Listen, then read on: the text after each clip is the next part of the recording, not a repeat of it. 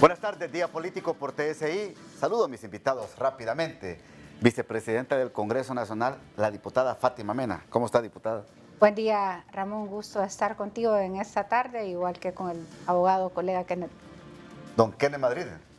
Él es el director legal del ASJ. ¿Cómo está, don Kenneth? Gusto, un placer saludarlo, Ramón. Ya día no lo teníamos en el programa usted, don. Se nos había perdido. Encantado de estar aquí con usted y con Fátima, por supuesto. Bueno, queremos comenzar con el programa, lo que ha dicho don Luis Redondo, presidente del Congreso Nacional, que él no va a permitir paracaidistas, personas que no hacen nada en el Congreso Nacional, en alusión a ustedes, porque les ha despedido varios personal en el Partido Salvador de Honduras. En realidad han sido 14 personas las que fueron separadas de forma injustificada, porque separaron al motorista. El motorista es el que anda con el diputado, el único que puede dar fe, si el motorista trabaja, es el diputado el que está asignado. Despidieron al asistente, caso mi asistente. Yo le puedo dar fe que mi asistente trabaja y no trabaja en horario de oficina como pretendía Neri Galo, de 8 de la mañana a 4 de la tarde. Y además, temeroso que les pedían un informe pormenorizado de las actividades que los diputados realizaban. Hombre. Y porque no le dieron ese informe, es una de las causales. Y bueno, Permítame, ese es un abuso. no, claro que es un abuso. Ese es un abuso de Y poder. nosotros... Y de autoridad. Y es persecución ¿Quién pedía, política. ¿Y quién pedía eso? Don Luis Redondo. Lo pedía el gerente de recursos humanos, Neri A Galo. petición de don Luis Redondo. Bueno, es que él delega, obviamente, sobre el gerente de recursos humanos. Habrá que preguntarle a Neri quién le pidió, pero lo cierto es que a las únicas 14 personas del Partido Salvador de Honduras han sido afectadas. Vea usted. Pero yo le quiero tomar la palabra al presidente del Congreso. Yo voy a presentar, y lo anuncio aquí en exclusiva, la otra semana, una moción para que nos den un informe de todo el personal contratado a tiempo permanente y contrato por hora dentro del Congreso Nacional. Porque el Partido Salvador de Honduras teníamos 14, de ahí los despidieron, nos quedamos sin personal.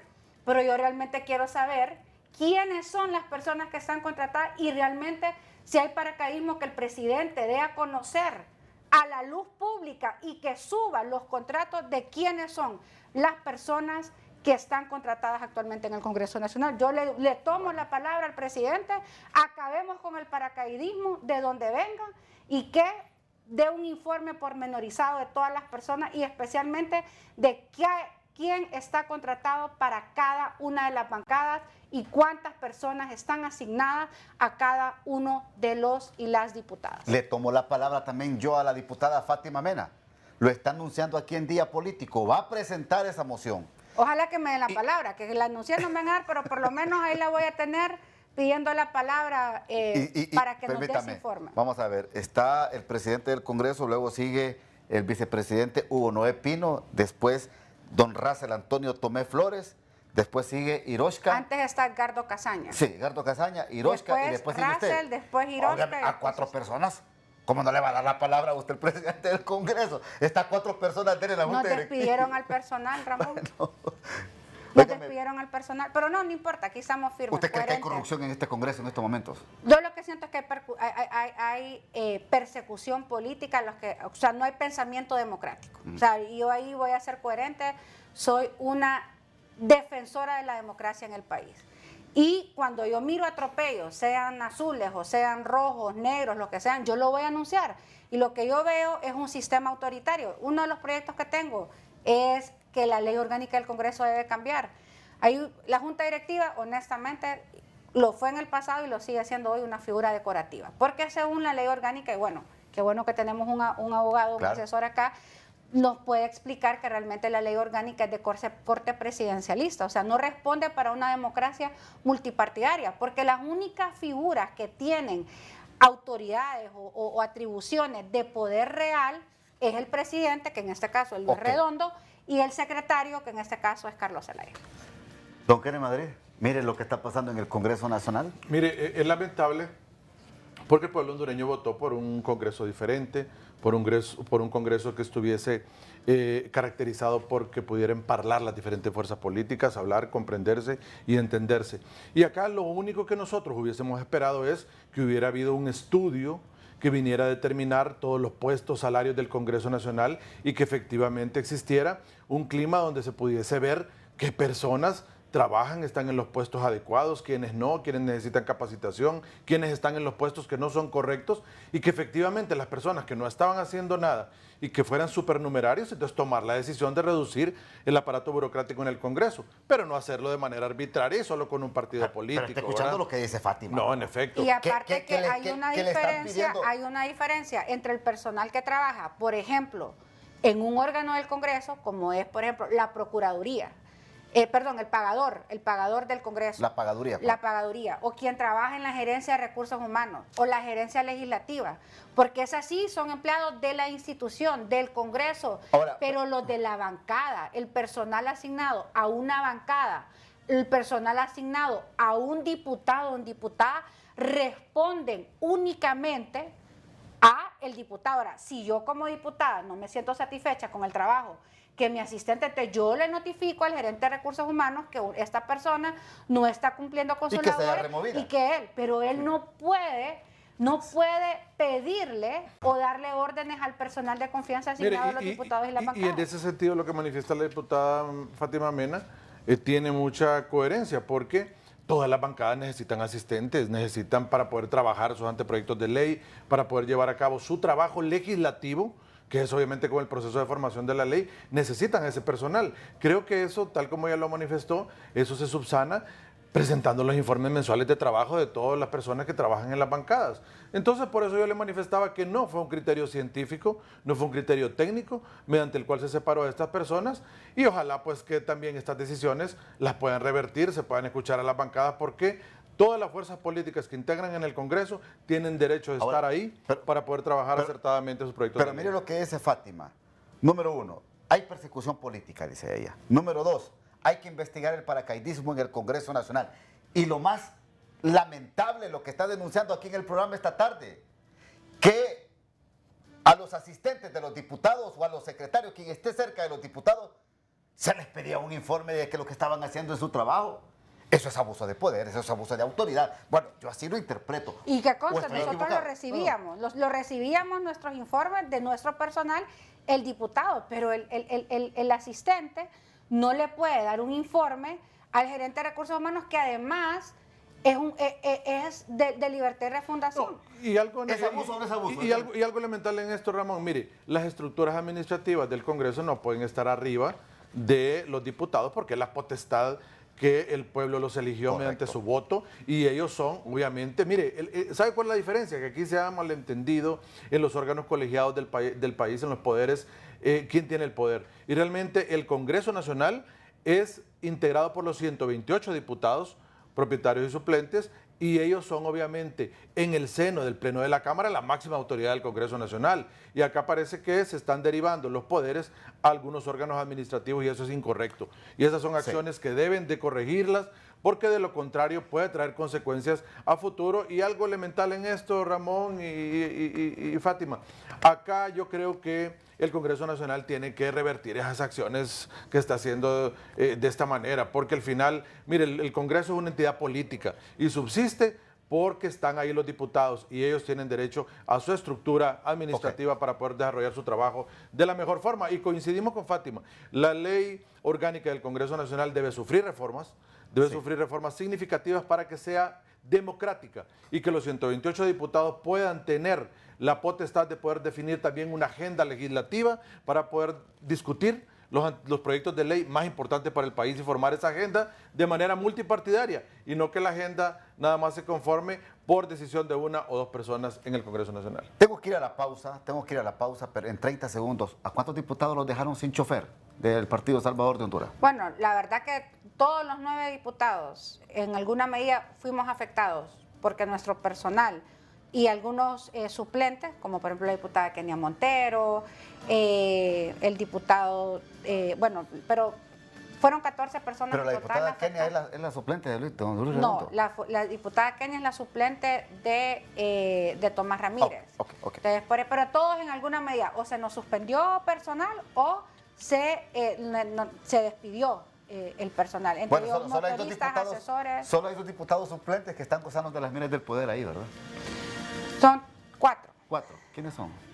Bueno, está el diputado Mauricio Castellanos, que está afín, el que es su diputado suplente, Roma, sí, pero obviamente recuerda que fue en el marco de un acuerdo, porque nos iban a dejar sin partido y me quitaron el que me correspondía. Y le impusieron a Mauricio Castellanos. Pero él está gozando ahorita de las mieles del poder. Él está con Luis Redondo, la abogada está P, Elvin Enríquez y el diputado Román Morán. Todos son suplentes. ellos, todos suplentes, son las personas que están cerca. Vamos a la pausa, ya regresamos. Bueno, seguimos con el tema, porque hay otros temas que abordar, porque hoy la Comisión Especial Anticorrupción del Congreso Nacional que usted preside, ¿verdad?, presentó también su informe. Pero fíjese que hay un dato importante. Por ejemplo, es de vital importancia, dice la Comisión Anticorrupción del Congreso Nacional, para el combate de la corrupción estructural que se considere una reforma al artículo 4 del decreto número 67/2022, el cual establece que la autorización concedida a la UFERCO durará hasta que tome posición el nuevo fiscal general y nuevo fiscal adjunto. Usted va a presentar iniciativa de ley, diputada, ¿en qué sentido? Es una de las recomendaciones. Primero, creo que es un hecho histórico. Es primera vez que existe una comisión anticorrupción y coherente con los principios anticorrupción. La comisión ha presentado hoy su informe de su primera legislatura. 56 reuniones, de los 13 proyectos asignados, ya 10 están dictaminados, más de 112 horas de reuniones y hemos hecho algunas recomendaciones. Dentro de las recomendaciones está, por ejemplo, que los 3 pactos de impunidad que ya están para tercer debate, el 116-2019, 57-2020 y 93-2021, sean puestos en agenda para poder derogarlos completamente, porque son básicamente el corazón, decía Gustavo Urías hoy, que nos hacía unas reflexiones al informe, son como el corazón de los pactos de impunidad. Pero también identificamos que dentro de los proyectos que fueron aprobados está justamente el que nosotros le dimos a la UFERCO la misma categoría que tienen el resto de todas las fiscalías. Es decir, se le había quitado la posibilidad al fiscal de la UFERCO que pudiera él presentar directamente en el marco del principio de unidad de actuaciones del Ministerio Público, poder presentar en este caso los requerimientos. Uno de los errores, que lo reconozco con humildad, que cometimos, o oportunidad de mejora que hemos encontrado, es que este decreto establecía una temporalidad. Es decir, se estaba dando esto hasta que se eligiera al nuevo fiscal y al nuevo fiscal adjunto, lo cual consideramos que es un error. Debe de quitársele la temporalidad, porque la UFERCO, la unidad fiscal, debe actuar independientemente del fiscal que nosotros tengamos. Es por eso que esta recomendación que les hemos compartido sumamente importante y bueno, es un documento público, es un documento que además desde antes de Semana Santa se presentó al Congreso Nacional. ¿Qué es este decreto, verdad, Fátima? Y es el decreto 67/2022. De hecho, ese decreto, quien lo presentó fue el presidente del Congreso. Y nosotros estamos recomendando que a la luz de la práctica no entendemos la temporalidad, porque la temporalidad lo que va a decir es que esas atribuciones le van a quitar de aquí a agosto. Y nosotros creemos que debe de permanecer y mantenerla. Bueno, yo tengo aquí también a don Kenneth Madrid. ¿Usted cree que pase esto en el Congreso Nacional? Porque va a decir el fiscal nuevo y el fiscal adjunto nuevo y general que es una traba que van a tener. Bueno, mire, las fuerzas políticas en el Congreso Nacional y sobre todo Libertad y Refundación, que ha hablado sobre este tema, ha sido bien claro. Que eso lo van a mantener hasta que llegue el nuevo fiscal y no va a haber cambio alguno. Mire, y yo también anhelara que ese decreto cambiase y que dijera que todas las fiscalías del Ministerio Público tienen esa autonomía para presentar sus requerimientos fiscales. No solo UFERCO, todas que tuvieran esa autonomía y únicamente deberían informar al fiscal general sobre esa independencia funcional que tienen para poder hacer su trabajo. Pero todos sabemos que eso no va a pasar, porque obviamente no va a los intereses ahora del partido en el gobierno, porque el fiscal general que esté en este momento no es afín a ese tipo de situaciones y eso no va a ocurrir. Esto fue un poco para dar libertad a UFERCO, pero ojalá se haga el esfuerzo. Ojalá que ahora, como lo está manifestando la abogada Fátima, se pueda hacer el esfuerzo por hacerlo y ojalá que ahí incluyan a todas las fiscalías, que sean independientes todas y que realmente desarrollen ese trabajo únicamente con esa directriz funcional que les da la dirección de la fiscalía, pero que tengan la independencia. Ok, para que nos enmarquemos en lo que estamos hablando. Déjeme, por favor, el documento en pantalla. Lo que plantea la diputada Fátima Mena y la Comisión Anticorrupción del Congreso Nacional es quitarle la temporalidad a este decreto legislativo del cual estamos hablando, que es el 67-2022. En la filmina 18. Sí. Quitándole la temporalidad a este decreto, significaría entonces que UFERCO mantendría la misma posición hasta hoy de hacer acusaciones directas ante las instancias judiciales sin el permiso del fiscal general y el fiscal adjunto. Que uno de los principales obstáculos en el proceso de planificación estratégica de la comisión identificamos algunos obstáculos y justamente uno era el que Luis Javier Santos, el fiscal de la UFERCO, señalaba que no se le permitía presentar sin tener la autorización del fiscal general. Entonces, le quitamos a través de este decreto, el 67-2022, esa camisa de fuerza que él tenía. En cualquier momento el fiscal general lo puede llegar a parar, pero lo tiene que pedir. Lo que en este decreto hicimos es quitarle la obligación al fiscal de la UFERCO de tener que pedir permiso para poder presentar ese tipo de acusaciones. Nuestra preocupación como Comisión Anticorrupción, que se plantea a través de este decreto, es que se estableció un artículo de temporalidad, porque así lo planteó el proyectista en su momento. Y creemos de que hay que mejorar eso, porque el Ministerio Público no debe depender de una administración. Y bueno, tomo la recomendación del abogado Kenneth, que realmente aquí el reto es cómo le damos más independencia funcional a los y las fiscales, no solamente a los UFERCO, sino que de todo el Ministerio Público. Pero particularmente me preocupa porque cuando va a vacar de su cargo Chinchilla y Cibrián y primero Dios podamos elegir nuevo fiscal o nueva fiscala, entonces en este caso esta atribución, esta libertad, esta independencia que hoy tiene termina. Por eso es delicado y debemos apostar a que se le quite ese límite de tiempo. ¿Y usted cree que el nuevo fiscal general va a querer tener esa limitante? Y mire, no solo nos retrotraemos al momento, Fátima, de aquel momento, y Ramón, cuando se estuvo aprobando este decreto y decían, no, lo que queremos, y lo dijeron diputados del Partido Libertad y Refundación, solo es mientras termine este fiscal, porque ya el nuevo dice, ya va a ser diferente. Ellos lo manifestaron, entonces, al final creo que son camisas de fuerza que se colocaron. Ojalá se pueda parlar las diferentes fuerzas políticas en el Congreso y llegar a la conclusión que lo que se tiene que hacer es fortalecer el Ministerio Público, no estar viendo personas si llega una u otra o de X fuerza política, sino fortalecer el Ministerio Público, porque al final de lo que se trata es que tengan esa independencia de trabajo funcional para que efectivamente puedan, en base a los intereses generales de la sociedad, presentar requerimientos fiscales fuertes. Y no heredar lo que está pasando al Ministerio Público en estos momentos. Es un problema enorme lo que hay. Ya ayer presenté un proyecto de ley, me costó realmente, sufrí bastantes obstáculos, bueno, justamente para dar una ampliación presupuestaria, porque el problema del Ministerio Público hoy es un problema de recursos. Y lo advertimos como Partido Salvador de Honduras desde el mes de noviembre y diciembre, incluso a principios de enero, cuando en la aprobación del presupuesto general de la República no querían ampliarle el presupuesto al sector de justicia, ni al Ministerio Público ni a la Corte Suprema. Entonces, esta crisis ya la mirábamos venir. Entonces, es por eso que ayer dijo el presidente Redondo que es que ya había un acuerdo. Yo me comuniqué, por lo menos ayer en la noche, no había acuerdo, había una propuesta, sí había un diálogo, pero por eso es importante tener herramientas como la ampliación presupuestaria para que se le dé el recurso y obligar, en este caso, a través de un decreto legislativo que Finanzas traslade este recurso al Ministerio Público. Desde 2018 nosotros hicimos recomendaciones, hemos estado haciendo anualmente análisis de los presupuestos de los órganos de administración de justicia y ya se veía venir esta crisis en el Ministerio Público porque no han querido mejorar los presupuestos de los órganos de administración de justicia, sobre todo el Ministerio Público, que al menos el Ministerio Público debería tener un fiscal en cada municipio del país para efecto de hacer los levantamientos cadavéricos, etcétera, y no hay presencia geográfica en todo el país. ¿Por qué no lo hace el Ministerio Público? Porque no tiene los recursos necesarios.